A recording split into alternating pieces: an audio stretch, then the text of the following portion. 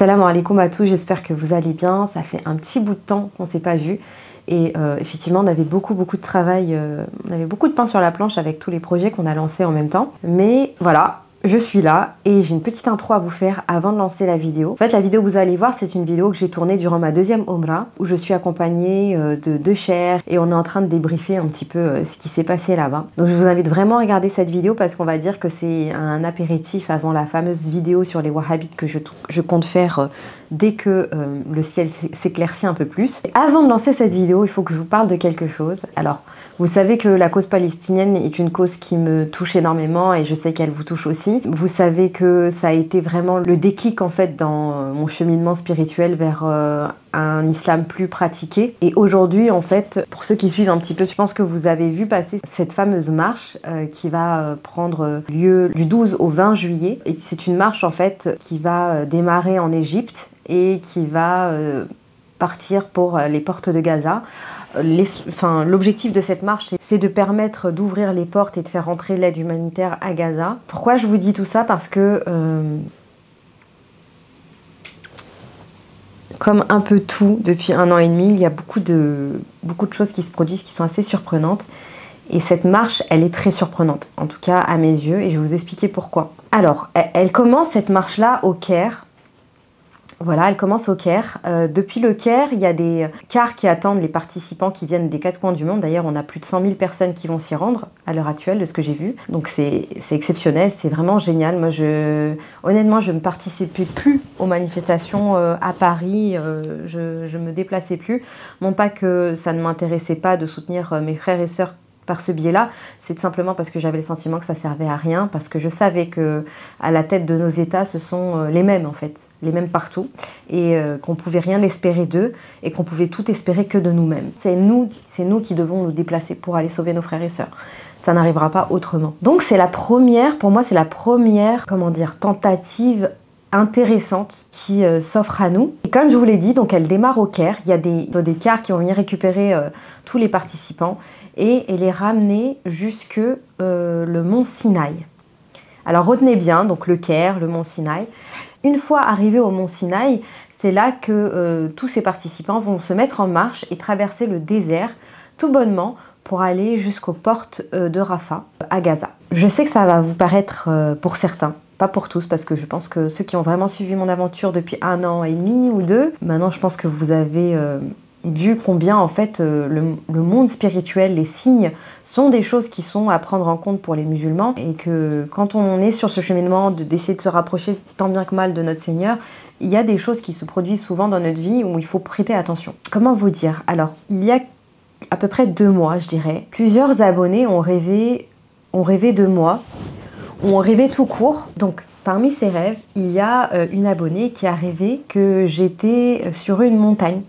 Et pas n'importe laquelle, j'étais sur la montagne du mont Sinaï, donc cette fameuse montagne qui est prévue dans ce parcours de la marche pour Gaza. Donc elle m'a expliqué qu'elle m'a vue sur cette montagne, que j'avais pris une pierre et que je me dirigeais, il me semble, vers les pays du Cham. De toute façon, je vais faire des captures d'écran comme d'habitude pour avoir des preuves à l'appui. Mais vous allez voir que ça devient vite très surprenant quand vous allez voir que d'autres personnes ont rêvé aussi de choses qui allaient dans ce sens. Moi, j'ignorais l'histoire du mont Sinaï. Et d'ailleurs, les montagnes en islam, elles ont vachement d'histoire. Et je ne sais pas ce qu'il y a avec les montagnes et moi, mais bon, cette montagne a eu la vision de notre Créateur, sans endroit, sans comment, pas comme on voit avec les yeux, etc. Et elle s'est pulvérisée. Elle s'est pulvérisée par cette vision-là. Et elle m'expliquait que dans la pierre que je tenais, il y avait la baraka de la vision du Créateur. Voilà, et elle me dit que je me dirigeais vers les pays du Cham, donc vers la Palestine, vers voilà, cette zone-là. Et il y a eu aussi ce tremblement, comme vous l'avez vu dans ma vidéo, quand je suis montée sur le mont Uhud, vers Médine, et que j'avais invoqué Allah pour sauver nos frères et sœurs palestiniens, que j'avais invoqué pour détruire le sionisme et le wahhabisme aussi. Et d'ailleurs, regardez bien la vidéo jusqu'à la fin parce qu'on va traiter de ce sujet-là juste après. Ce sont des ennemis presque, j'allais dire presque plus menaçants que le sionisme parce qu'ils sont immiscés, infiltrés dans la communauté musulmane. Donc, Bien évidemment, je pense que vous voyez où je veux en venir. Finalement, du coup, tous ces rêves, j'ai beaucoup cogité là-dessus quand j'ai vu cette fameuse marche qui était organisée. C'est comme un puzzle qui s'est rassemblé. Et je me suis dit, je sais pas, peut-être que Dieu souhaite que je me rende là-bas aussi, que je participe à cette marche. Seulement, je ne suis pas vraiment dans une disposition où je pourrais y aller. Sur le plan du fait que je suis maman solo, mais ça encore, c'est gérable parce que j'ai des gens autour de moi de confiance à qui je peux confier mes enfants. Il y a un autre projet qui arrive bientôt, je vous en parlerai si jamais ça se produit, qui est aussi assez spectaculaire. Et qui est encore en référence aussi à un rêve d'une abonnée, mais bon, ça on en parlera après, mais c'est un projet qui arrive dans pas très longtemps, enfin, et du coup je me pose la question, est-ce que c'est le bon timing pour pouvoir me rendre là-bas?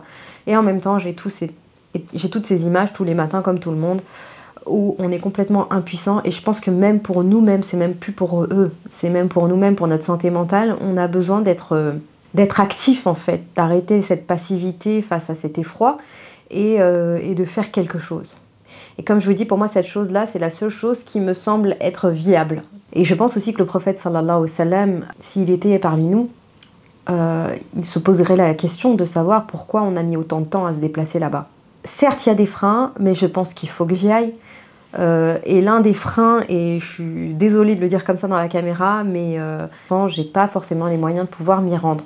Voilà, comme beaucoup de gens qui souhaiteraient s'y rendre et qui ne peuvent pas. Et je me suis dit, pourquoi pas prendre ma caméra tout simplement et voir s'il était possible de pouvoir créer une cagnotte, hein, tout simplement, pour que je puisse m'acheter ces billets et pouvoir aller jusqu'à Gaza, sachant que c'est dans moins d'une dizaine de jours. Donc voilà, mais je me suis dit j'allais tenter le coup. Et puis dans tous les cas, si j'arrive à récupérer cette somme suffisante pour pouvoir m'y rendre, et ben je me dirais c'est dans le destin. Puis sinon, au moins je me dis que j'aurais fait les causes jusqu'au bout. Autre chose, c'est que je me dis qu'il y a beaucoup de gens qui ne peuvent pas y aller pour différentes raisons, qui peuvent vraiment pas y aller, mais qui souhaiteraient y aller. Et qui, je pense, pourraient contribuer par exemple à ce type de cagnotte. Pas que moi d'ailleurs, il y a d'autres personnes, je vous invite à les regarder, je vous mettrai tous les réseaux sociaux par rapport à cette marche. Vous allez voir qu'il y a des cagnottes qui sont organisées pour aider ceux qui veulent y aller et par ceux qui ne peuvent pas y aller. Enfin, je sais pas si on s'est compris. Donc voilà, je vous dis ça comme ça, je mets cette cagnotte au bas de l'écran. Il y a des gens qui m'ont posé la question, ils m'ont dit mais t'as des enfants, si t'arrive quoi que ce soit, qu'est-ce qui va se passer, etc. En fait, on se fie à Allah et en fait c'est Dieu qui nous a donné ses enfants, c'est pas nous, hein. C'est Dieu qui nous a donné ses enfants et si il doit m'arriver quelque chose, il doit arriver quelque chose aux gens qui s'y rendent, et on fait la dua pour que Allah s'occupe de nos proches. Et c'est pas un acte égoïste comme beaucoup de gens pourraient penser que de laisser des proches pour pouvoir se déplacer là-bas. Je pense qu'au contraire, on doit faire preuve de tawakkul et de... C'est les moments comme ça en fait, c'est les moments comme ça, on doit vraiment avoir confiance en Allah. Et comme je vous l'ai dit, vous le savez pas, mais si jamais je m'y rends, je mets quand même beaucoup en péril pas mal de choses dans ma vie privée qui sont très proches et j'estime qu'il faut que je le fasse. Il faut que je le fasse. C'est vrai que des fois j'ai un petit peu des doutes parce que je me dis bon, on est humain forcément, des fois on a des craintes et tout, mais je me dis il faut vraiment que je le fasse en fait. Quand je me réveille et je vois ces vidéos, je me dis il n'y a pas de choix en fait. Il faut juste que je puisse y aller. Donc voilà, et si jamais, vraiment je le dis comme ça hein, devant la caméra, si jamais ça fonctionne pas, cette marche-là, si ça donne rien, si les gens, si ça fait pas bouger les lignes, je pense que vraiment, à un moment donné, je le dis parce que je sais qu'il y a des hommes aussi peut-être qui m'écoutent, à un moment donné, je pense que les hommes, il va falloir que, je vais parler franchement, il va falloir vraiment se bouger en fait, il va falloir vraiment accomplir votre rôle.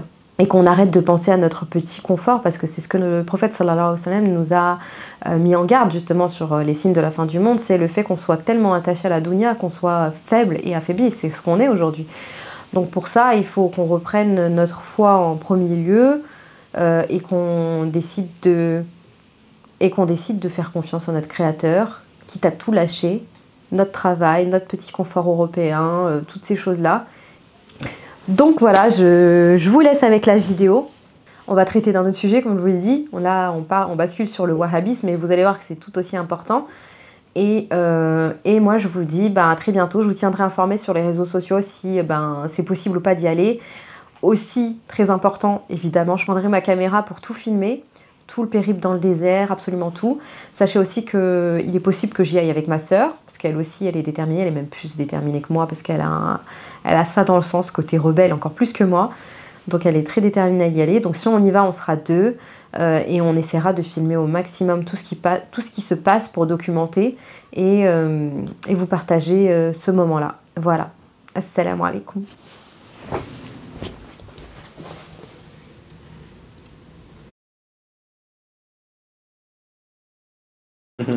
Franchement, on a tellement de choses à dire, il va falloir être...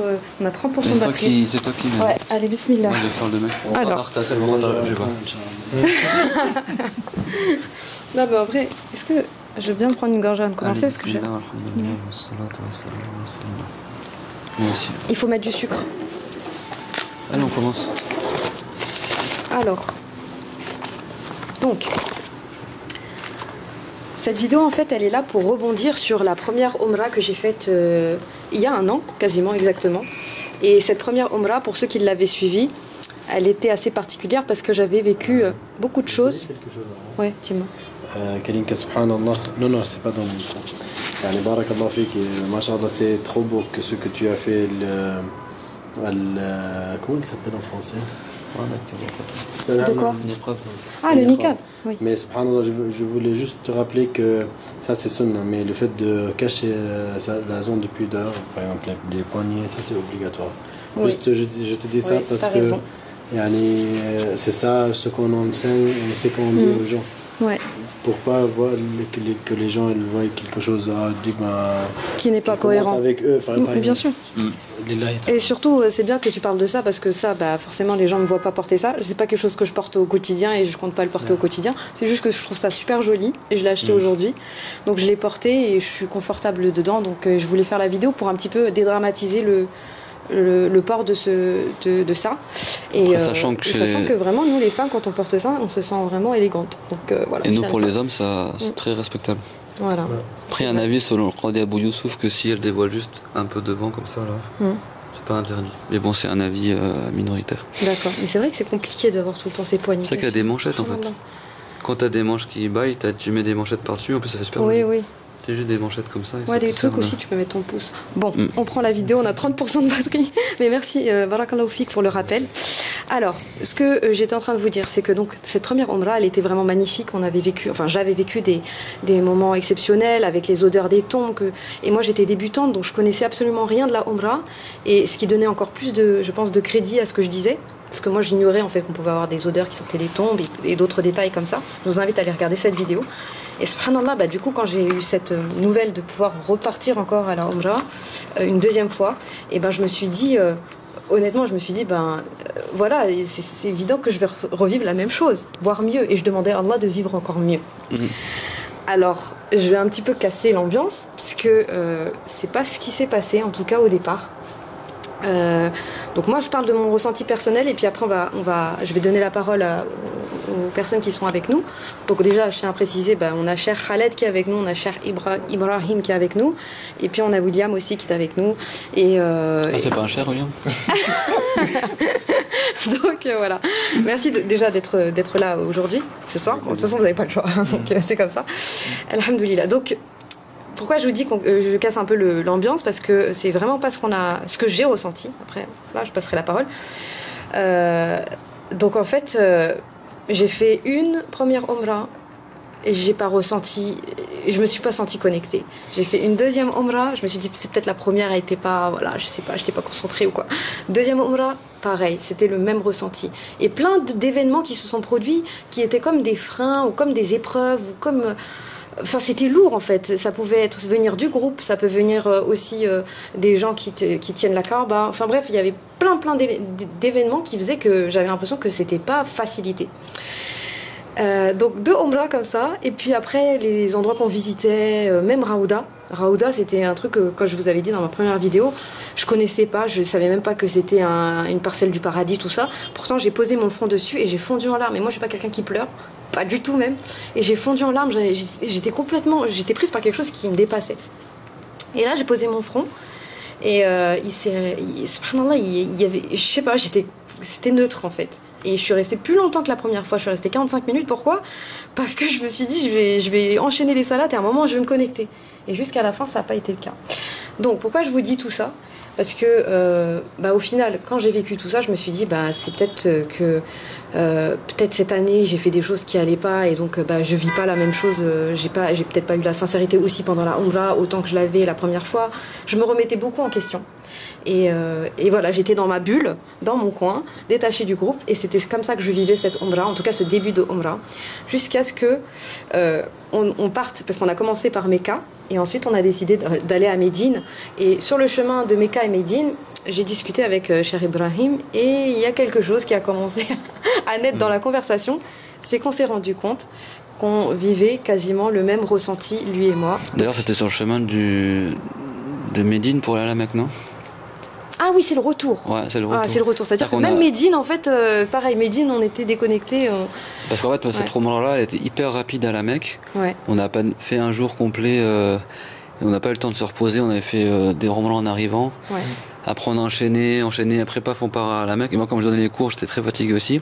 Après, on est parti à Médine. Là, c'est tassé un petit peu. Il y a eu des choses qui sont passées. Et après, en quittant Médine, on a parlé de ça. Et moi, je te disais justement que j'ai l'impression que la Ramadan de décembre, c'était la Ramadan de la Baraka. Ouais.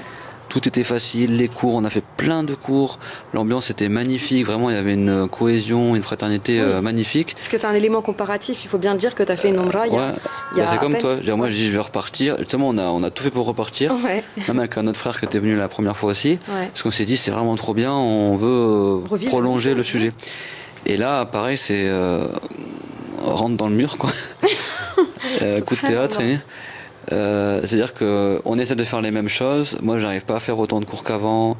La cohésion du groupe, elle est différente. Et puis même le ressenti, c'est la course à la Mecque, on n'a pas eu le temps de se poser, pas eu le temps de profiter des chambres, pas eu le temps de profiter de la quiétude de la Mecque. Pas directement par à Médine. À Médine, c'est passé plein de choses aussi. Par contre, moi, j'ai pu rentrer à Rwanda parce que j'ai pas pu y aller la première fois. J'étais bien content. Et même là, il y a eu des problèmes. Donc je me suis dit, j'ai l'impression qu'en fait, cette roman-là, pareil, j'étais comme ça. Est-ce que j'ai mis la bonne intention? Peut-être, je sais pas, j'ai pas été bien avec les gens, du coup, j'ai eu mes profs pour ça, ou peut-être j'ai mal fait des prières, ou peut-être, je sais pas, j'ai fait des trucs. Et après, je dis, ça se trouve, c'est juste, Allah, il nous éprouve, comme on est dans un bien. Voilà, les récompenses viennent avec plus il y a de difficultés, plus il y a de récompenses. Donc peut-être que la première roman, c'était un peu pour nous récompenser de notre travail des cours en région parisienne, tout ça, pour nous réchauffer. Maintenant qu'on a goûté à ça, on a connu la baraka. Maintenant, on est plus éprouvé, on a l'expérience, tout ça, et là, c'est pour que la roman, avec les épreuves, elle a encore plus de récompenses. Voilà. Mais ça, c'est la première étape de notre, de notre réflexion qu'on a eue, toi et moi, dans le bus. Mais après, petit à petit, on a commencé à aller plus loin dans la réflexion et qu'on s'est dit, c'est peut-être au-delà même des épreuves, parce qu'on se rendait compte que justement, en parlant de ces épreuves, toutes ces épreuves, elles avaient un espèce de facteur commun, à nous tous finalement, on va le voir à travers cette vidéo, un facteur commun dans toutes les épreuves quasiment, c'était subhanallah, c'était les gens qui sont à la tête de comment on peut dire qui dirigent les lieux saints. En fait, il y a eu deux étapes pour moi. La première, c'est que j'ai fait un gros travail de réflexion sur moi-même, remise en question, est-ce que moi j'ai fait un truc pas bien, etc. Et après j'ai dit bon, on prend un bon état d'esprit, etc. Et après, tu te rends compte qu'en fait, le problème, c'est que tu as des gens qui sont sur place, qui sont totalement, alors pour le coup, vraiment déconnectés avec les lieux saints, qui se présentent comme les serviteurs des Haramain. En fait, c'est des gens, on dirait, qui sont juste là pour perturber tout le monde, quoi. Et c'est vraiment ça. Donc ça, c'est ce qu'on va essayer de voir à travers vos différentes histoires personnelles, parce que chacun a eu son lot avec eux. Chacun a eu son lot. Et donc voilà, je te laisse la parole, cher Ibrahim. Je te laisse parler, par exemple, de... Tu sais, l'événement qui était... en fait, c'est arrivé récemment. C'est pour ça qu'on a repris la caméra.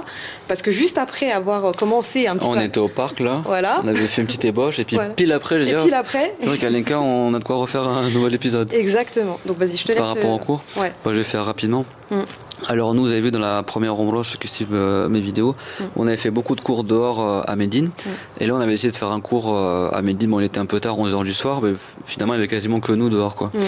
Et en fait, quelqu'un est venu, il a filmé un peu en cachette, je sais pas quoi, il a observé, etc. le cours. Et dès qu'on a terminé le cours, il est venu nous voir et comme quoi il prend le téléphone, infraction, je sais pas quoi. Un militaire, il est venu, nous pris mes téléphones et au final, ils m'ont gardé pendant 1 heure sur la base, qui devait me garder 5 minutes. Et après, je suis resté avec le garde, je suivais. Enfin, personne ne disait qu'est-ce qui se passe, qu'est-ce qu'on a fait de mal, etc. Après, un autre militaire, il m'a ramené au bureau de la police, etc. Et là, ils ont pris mon numéro de visa, ils ont imprimé un document. Un peu, c'est comme si tu as fait une infraction, tu as un casier judiciaire, quoi. Et même, je demande au garde, mais c'est quoi le problème? Quand il me ramenait, il me disait, il n'y a pas de problème. Il m'a dit, c'est un truc de routine, ils vont te faire un papier, tu vas repartir. Même les gars, c'était saoulés, en fait, d'intervenir pour rien. Ils parlaient au téléphone, mais relâche-le, s'il n'y a pas de directive pour l'arrêter, machin. Mais il y avait un d'entre eux, en chemise blanc, qui voulait absolument faire du zèle, etc. Donc ils m'ont ramené alors que j'avais rien fait de mal. Et quand je suis arrivé là-bas, après j'avais un autre bureau. Et là, c'était vraiment la catastrophe. Moi, l'Européen ne comprenait pas trop ce qu'il disait, tu vois, pour pas faire de problème. Je dis, bon, s'ils voient que je suis Européen, des fois là-bas, voilà, ils vont faire les yeux doux un peu aux Européens. Donc, ils me prenaient un peu pour quelqu'un qui n'avait pas beaucoup appris. Et je vais au bureau comme ça, et le gars, pour taper sa déposition là, par rapport à mon sujet, il rigole avec le garde qui m'a ramené. Ça se voit que son supérieur, le garde, n'était pas trop d'accord avec lui, mais tu vois, il faisait style de rigoler pour me faire plaisir. Et il dit, Chouf al-Européen, awal ma yatruluna fil islam, yakhrujuna min al-millah. En dialecte, il dit, regarde les convertis, à peine ils rentrent en islam, qui ressortent de l'islam. En gros, il m'a déclaré mécrant, quoi. Et là, mon visage, il s'est changé, mais vraiment, là, je ne peux plus faire semblant de faire le petit béni oui, quoi. Et là, je vais parler dans mon meilleur arabe littéraire, quoi. J'ai dit, mais ma wal mushkila? C'est quoi le problème en fait? Là, je leur ai montré vraiment que je parlais l'arabe. Le mec, quand il a vu que je parlais l'arabe, il s'est mis un peu en colère. Il a dit, oui, mais vous avez pris des photos, c'est interdit de prendre des photos. Je dis, Aïna Kutiba Haza, où est-ce que c'est marqué qu'on ne doit pas prendre des photos, etc. Dans quel pancarte, dans quel truc? Ils interdisent tout. Ouais, mais comment on peut. En fait, on va le voir. En fait, moi, j'ai demandé le frère quand il était à Romain, qui a vécu 10 ans, il m'a dit, c'est simple, tu as 4 bureaux. Tu vas voir, lui, il va te dire un truc, l'autre va te dire un truc. En fait, c'est chacun, il fait dans sa tête, en fait. Mais en fait, parce que j'ai l'impression que c'est des règles justes pour ennuyer le pèlerin et enfin vraiment moi le ressenti que j'ai, c'est le sentiment de vouloir rendre l'acte du pèlerinage tellement fatigant, éprouvant, avec des contraintes, des limites tout le temps, avec leurs barrières là qui... on a l'impression d'être des leur QR code. C'est comme si on était des troupeaux de moutons. Donc je te rejoins là-dessus. Donc il a dit ça, et après ils m'ont envoyé au bureau de leurs imams la mosquée du prophète, salatu wassalam.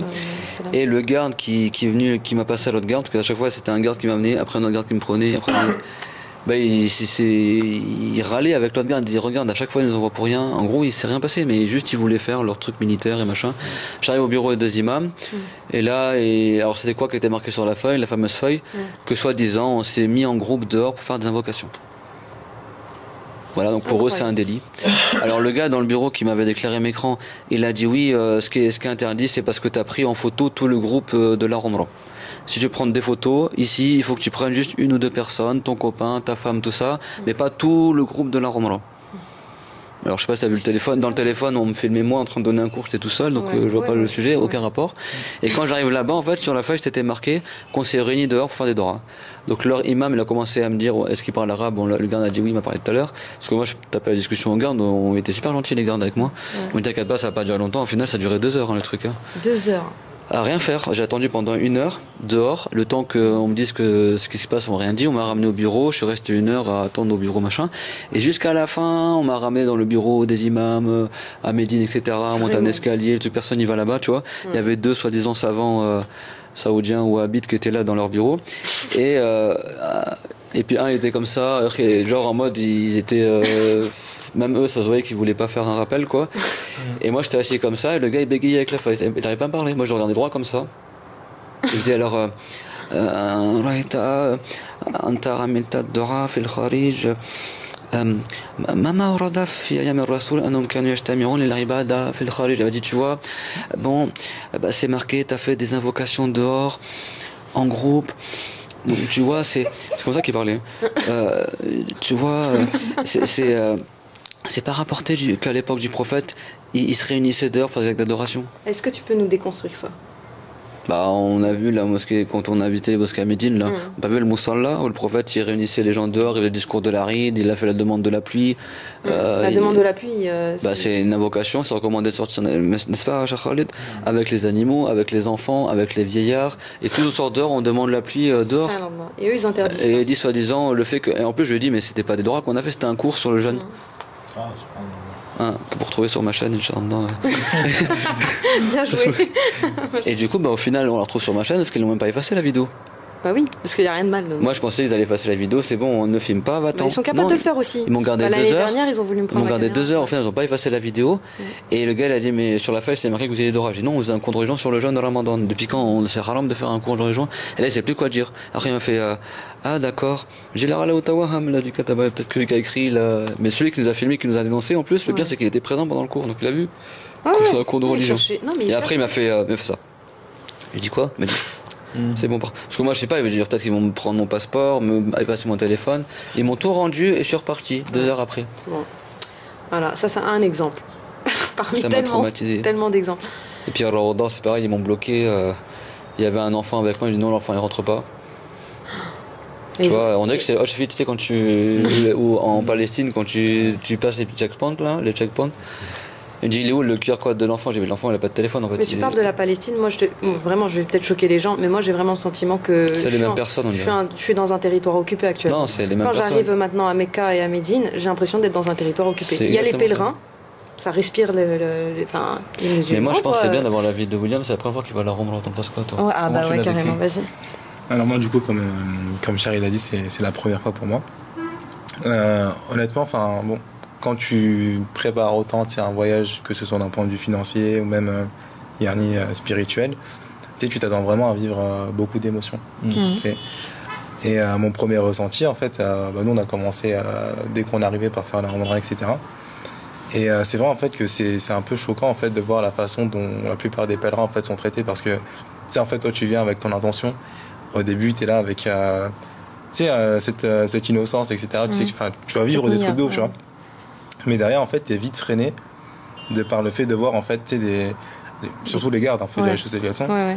La façon dont ils traitent les pèlerins, etc. Enfin, quand tu sais, en fait, ce que ça demande à tous les niveaux, en fait, pour pouvoir venir ici, tu te dis quand même, un minimum de crainte de Allah, en fait.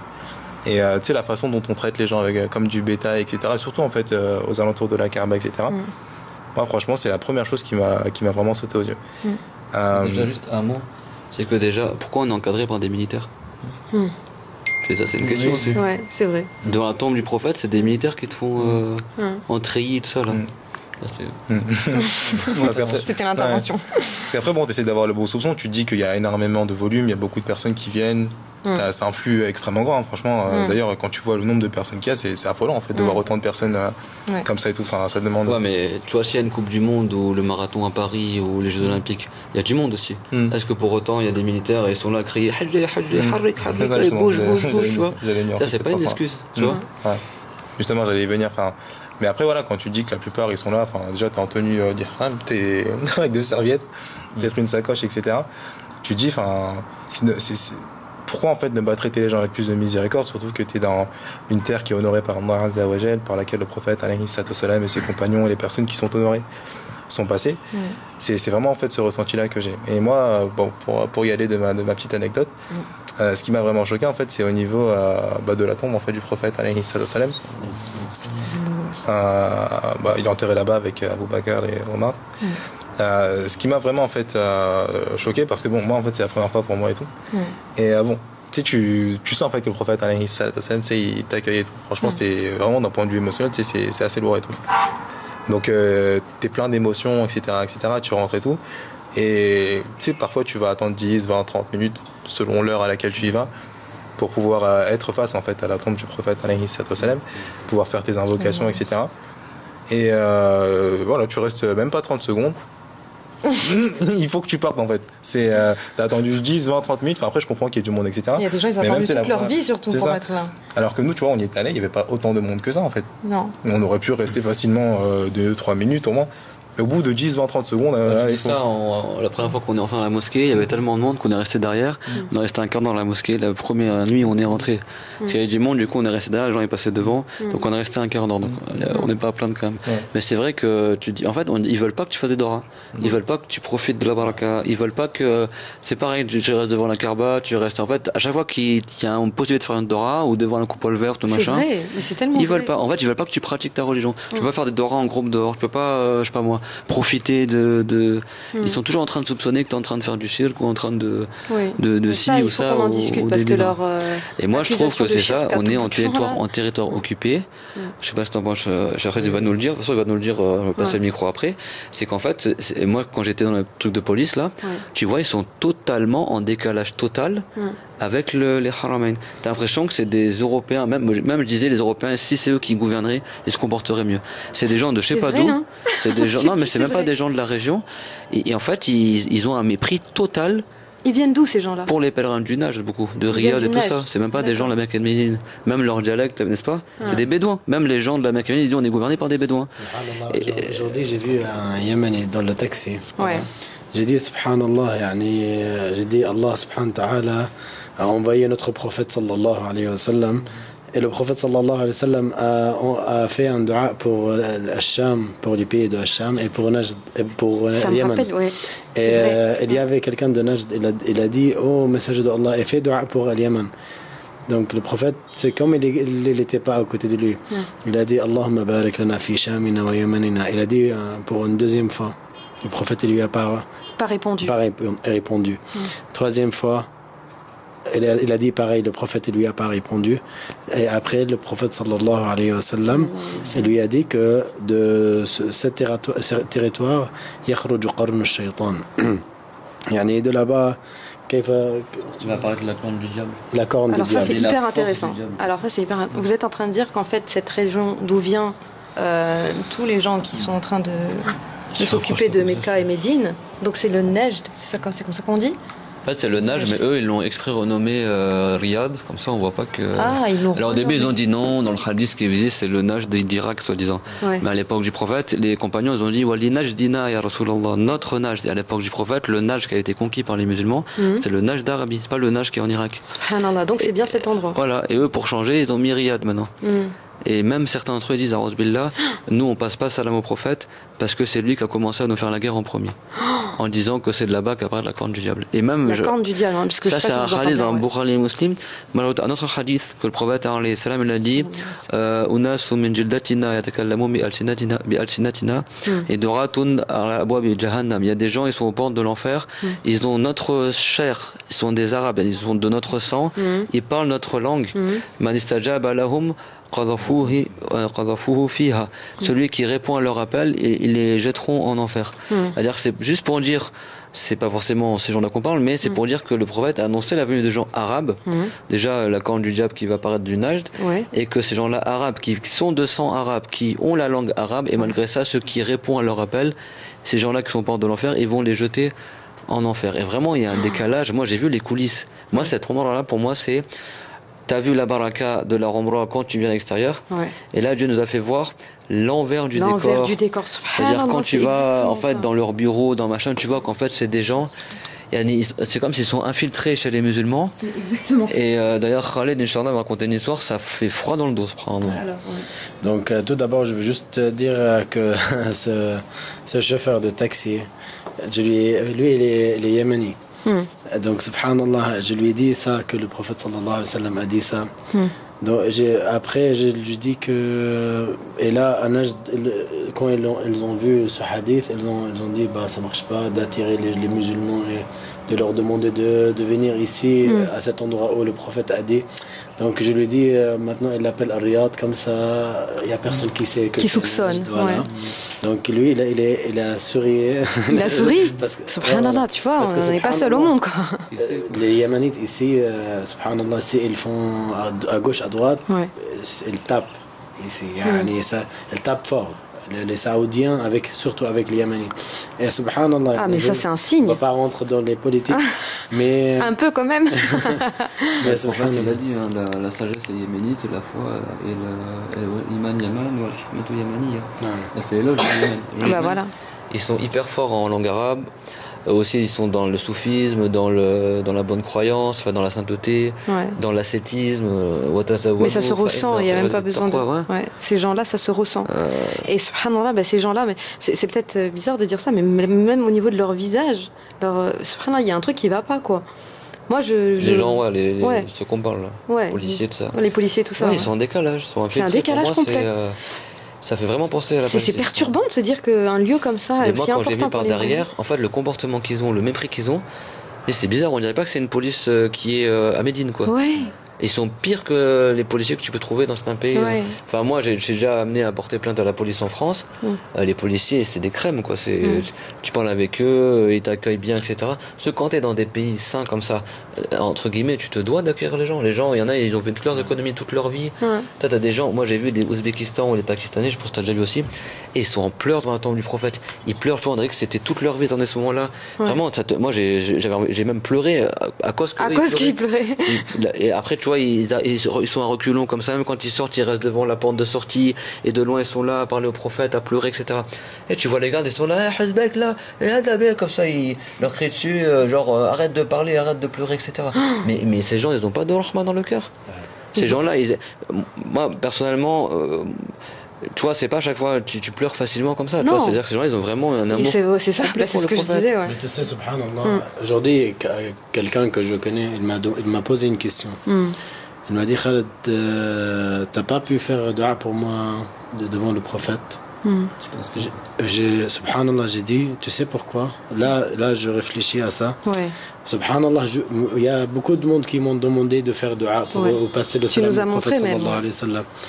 Et ça, c'est aussi, je vais faire dua pour eux ce soir, Inch'Allah, devant la Kaaba. Mais il y a beaucoup de gens qui m'ont demandé de passer le salam au prophète sallallahu alayhi wa sallam et leur faire de dua.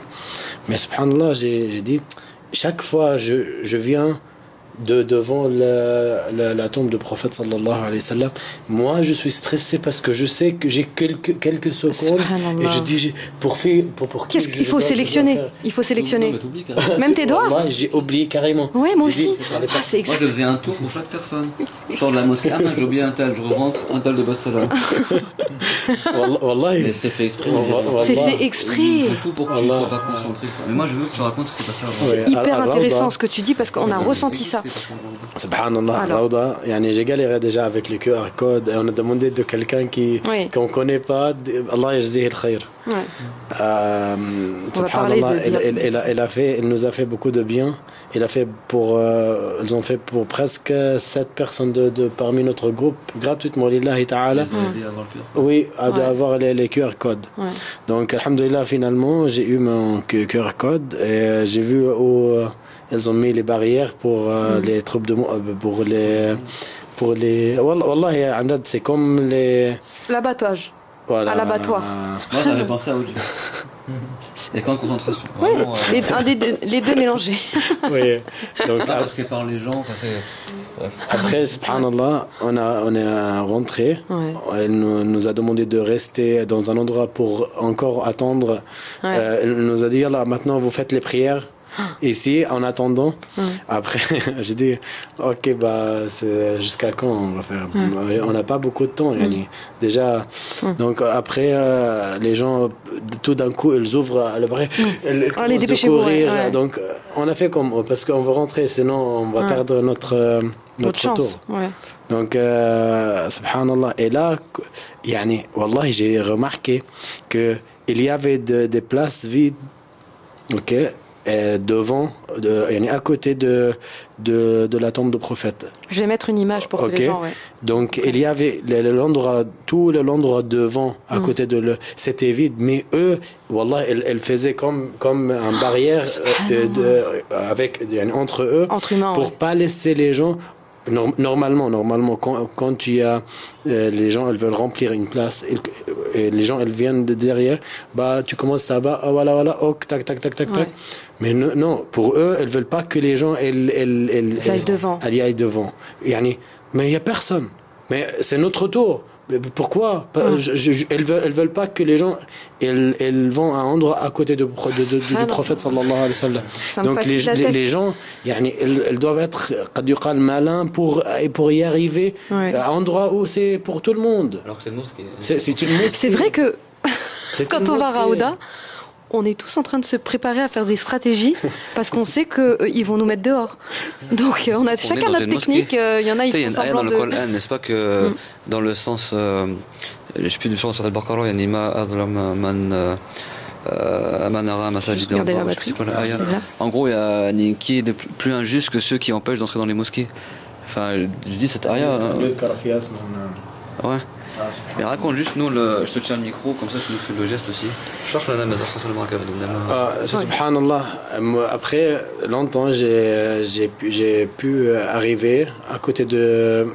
À peu près au milieu, à l'endroit où je voulais. Et je commençais la prière. Subhanallah, vous savez, c'est recommandé quand on fait la prière quand on dit Allahu Akbar, c'est recommandé le fait de lever les mains, ça c'est recommandé pour rentrer dans la prière. Oui. Et le fait de tourner la tête à droite et à gauche, ça c'est aussi recommandé. Pour le salam. Pour le salam. Pour dire Assalamu alaikum wa rahmatullah, Assalamu alaikum wa rahmatullah. Mais subhanallah, c'est recommandé. Et moi, je viens pour faire les choses recommandées. Pour gagner plus de récompenses. Mais subhanallah, j'ai évité ça parce que si elle me voit que j'ai fini la prière, ils vont me faire sortir. Oui. Donc moi, je suis attaché à cet endroit. Et donc, qu'est-ce que j'ai fait? J'ai fini la prière, je dis Assalamu alaikum wa rahmatullah, Assalamu alaikum wa rahmatullah. Et je monte, c'est comme si tu te tiens debout. C'est un troisième raka'a. Donc j'ai fini ça. Tout le temps, les bénévoles, elles viennent pour dire Yallah, yallah, yallah, ya Haji, yallah. Ils te tapent dans le dos et tout. Oui. Les bénévoles dans la nuisance. Wallah, il y avait quelqu'un qui était en train de faire il l'a tapé dans le dos. Il a essayé de lever. Il a dit Yallah, Haji, tu fais long. A'oudhu billah, il est en train de peut-être de faire des invocations dans une mosquée. Donc moi j'ai vu ça. A'oudhu billah, qu'est-ce qu'ils vont me faire? Moi je suis debout. Donc il est venu vers moi. Il a venu, combien de raka'a t'as fait? 18 jusqu'à maintenant? Je dis mais tu fais tarawih avant Ramadan? Je dis mais on est là pour faire les prières, c'est quoi le problème? Donc subhanallah, elle me dit mais tu termines jamais ta prière, c'est quoi ça? Enfin, j'ai dit moi j'ai continué. Et après subhanallah, j'ai descendu pour faire as-sujoud. Et quand je voulais monter parce que c'était la deuxième raka'a, wallah, elle m'a fait comme ça. Elle voulait pas que tu te lèves. Je me lève. Elle voulait que je m'assieds. C'est comme je vais faire une prière comme je veux. Une raka'a, malgré que j'avais l'intention de faire 2 raka'a, non, parce que le monsieur il veut que je change l'intention là. Je peux pas. Voilà. Et subhanallah, donc j'ai forcé et j'ai monté. Et là. Quand il m'a vu en train de faire ça, il m'a bougé, il m'a tilté à droite. Et là, ça rompt la prière. Parce que je suis plus Et là, j'avais une écharpe comme ça. Subhanallah. Et je lui ai regardé dans les yeux, je dis A'oudhu billah. Qu'est-ce que tu fais? A'oudhu billah. Je lui ai regardé dans les yeux. Wallah, elle a pris mon écharpe.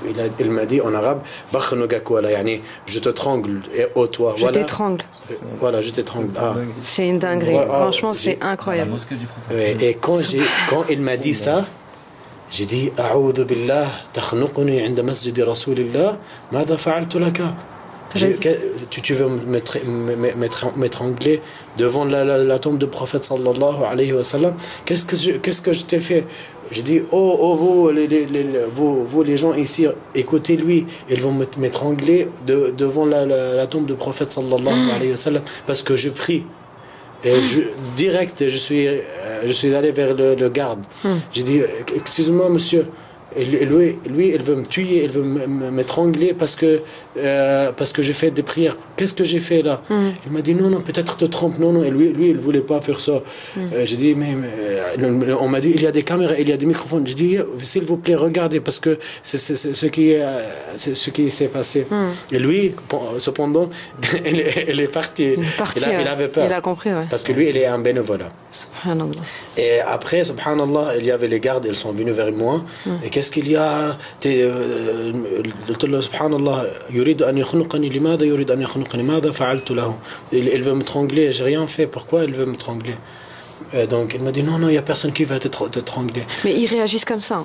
Mais en vrai, ils sont pas dans ton sens. Mais dès qu'il y en a un Quand ils se font dévoiler, voilà, ça commence à se dévoiler. Et subhanallah, attends, je tiens à dire dans cette vidéo. Moi, on va terminer la vidéo, je vais vous dire encore une fois quel est l'objectif maintenant, la trajectoire que je suis en train de prendre.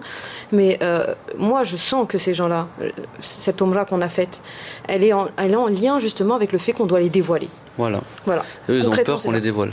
Ils ont peur d'un qu'on l'invoque contre eux. Et ça, c'est un signe de leur faiblesse. Ça montre à quel point ils sont faibles. Parce que le moindre pèlerin qui hausse le ton, qui se met. Moi, par exemple, c'était l'année dernière, ils ont voulu me prendre ma caméra. Subhanallah, ils ont voulu me voler ma caméra. Et il était déterminé. Si j'aurais pas pleuré, parce que ça a tiré les. C'était à la Mecque, c'était devant la Kaaba. Si j'avais pas pleuré, les gens, les pèlerins, enfin les autres pèlerins, ils ont commencé à s'amasser autour de moi, il aurait pris ma caméra. Mais dès qu'il a vu que j'ai commencé à pleurer et que ça commençait à faire un petit peu de... il m'a dit, va. Et là, tu vois, c'est le même comportement qu'il a eu avec toi. C'est vraiment l'hypocrisie, quoi. Le principal... Allez-y, ça finit. C'est bon? Reste ici, au pire, c'est pas grave.